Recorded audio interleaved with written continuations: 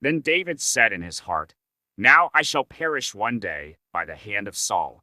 There is nothing better for me than that I should escape to the land of the Philistines. Then Saul will despair of seeking me any longer within the borders of Israel, and I shall escape out of his hand."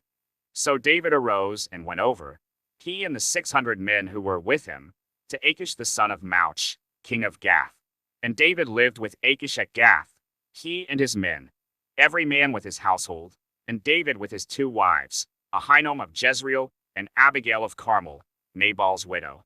And when it was told Saul that David had fled to Gath, he no longer sought him. Then David said to Achish, "If I have found favor in your eyes, let a place be given me in one of the country towns, that I may dwell there.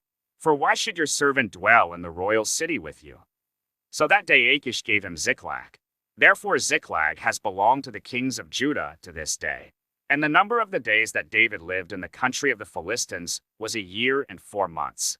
Now David and his men went up and made raids against the Jeshurites, the Girzites, and the Amalekites. For these were the inhabitants of the land from of old, as far as Shur, to the land of Egypt. And David would strike the land and would leave neither man nor woman alive, but would take away the sheep, the oxen, the donkeys, the camels, and the garments, and come back to Achish. When Achish asked, "Where have you made a raid today?"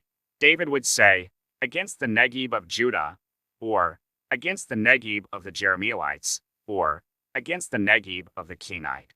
And David would leave neither man nor woman alive to bring news to Gath, thinking, lest they should tell about us and say, "So David has done." Such was his custom all the while he lived in the country of the Philistines. And Achish trusted David, thinking, "He has made himself an utter stench to his people Israel.